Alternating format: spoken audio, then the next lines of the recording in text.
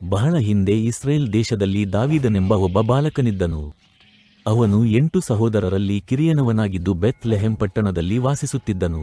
ದಾವೀದನು ಸಾಧಾರಣ ಹುಡುಗ ಅಲ್ಲ, ಅವನು ವಿಶೇಷ ಕೆಲಸವನ್ನು ಹೊಂದಿದ್ದನು. ತನ್ನ ತಂದೆಯ ಕುರಿಗಳನ್ನು ನೋಡಿಕೊಳ್ಳುತ್ತಿದ್ದನು.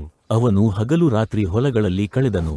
ಅವುಗಳಿಗೆ ಯಾವುದೇ ಹಾನಿಯಾಗದಂತೆ ನೋಡಿಕೊಳ್ಳುತ್ತಿದ್ದನು. ಸಿಂಹಗಳು ಮತ್ತು ಕರಡಿಗಳು ಆಗಾಗ್ಗೆ ಕುರಿಗಳನ್ನು ಕಸಿದುಕೊಳ್ಳಲು ಪ್ರಯತ್ನಿಸುತ್ತಿದ್ದವು. ಕೇವಲ ತನ್ನ ಕೋಲು ಮತ್ತು ಕವಣೆಯಿಂದ ಅವನು ತನ್ನ ಹಿಂಡುಗಳನ್ನು ರಕ್ಷಿಸುತ್ತಾ ಅವುಗಳೊಂದಿಗೆ ಹೋರಾಡಿದನು. ಕುರಿಗಳೊಂದಿಗೆ ಇಲ್ಲದಿದ್ದಾಗ ದಾವೀದನು ತನ್ನ ವೀಣೆಯನ್ನು ನುಡಿಸುವುದರಲ್ಲಿ ತಲ್ಲೀನನಾದನು. ಅವನು ಎಷ್ಟು ಸೊಗಸಾಗಿ ನುಡಿಸುತ್ತಿದ್ದನೆಂದರೆ ಪಕ್ಷಿಗಳು ಕೇಳುತ್ತಾ ನಿಂತವು.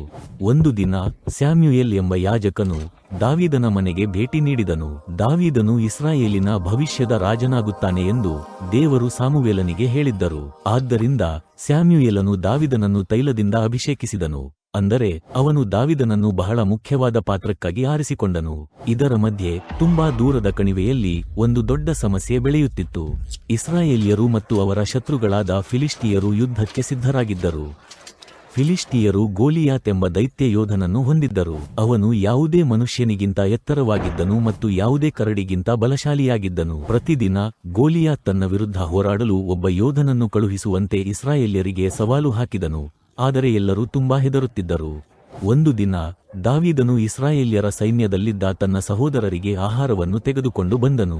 ಅವನು ಗೊಲ್ಯಾತನನ್ನು ನೋಡಿದಾಗ ಎಲ್ಲರೂ ಅವನಿಗೆ ಭಯಪಡುತ್ತಿರುವುದನ್ನು ಕಂಡು ಆಶ್ಚರ್ಯಗೊಂಡನು. ದಾವೀದನು, ನಾನು ಗೋಲಿಯಾತ್ನೊಂದಿಗೆ ಯುದ್ಧ ಮಾಡುತ್ತೇನೆ ಎಂದನು. ನಾನು ನನ್ನ ಕುರಿಗಳನ್ನು ಕಾಪಾಡುತ್ತಿದ್ದಾಗ ದೇವರು ನನ್ನನ್ನು ಸಿಂಹ ಮತ್ತು ಕರಡಿಗಳಿಂದ ರಕ್ಷಿಸಿದ್ದಾರೆ. ಅವರೇ ಈಗ ನನ್ನನ್ನು ರಕ್ಷಿಸುತ್ತಾರೆ ಎಂದನು. ರಾಜನು ದಾವೀದನಿಗೆ ರಕ್ಷಾಕವಚವನ್ನು ಕೊಟ್ಟನು, ಆದರೆ ಅದು ತುಂಬಾ ಭಾರವಾಗಿತ್ತು. ಆದ್ದರಿಂದ ದಾವೀದನು ತನ್ನ ಕವಣೆ ಮತ್ತು ಕೆಲವು ಕಲ್ಲುಗಳನ್ನು ಮಾತ್ರ ಬಳಸಲು ನಿರ್ಧರಿಸಿದನು. ಗೋಲಿಯಾತ್ ಆಕ್ರಮಣಕ್ಕೆ ಮುಂದಾದಾಗ ದಾವೀದನು ಒಂದು ಕಲ್ಲನ್ನು ತೆಗೆದುಕೊಂಡು ಅದನ್ನು ತನ್ನ ಜೋಲಿಯಲ್ಲಿ ಇರಿಸಿ ತನ್ನ ಎಲ್ಲಾ ಶಕ್ತಿಯಿಂದ ಅದನ್ನು ಬೀಸಿದನು. ಕಲ್ಲು ಹಾರುತ್ತಾ ಹೋಗಿ ಗೋಲಿಯಾತನ ಹಣೆಗೆ ಜೋರಾಗಿ ಬಡಿಯಿತು.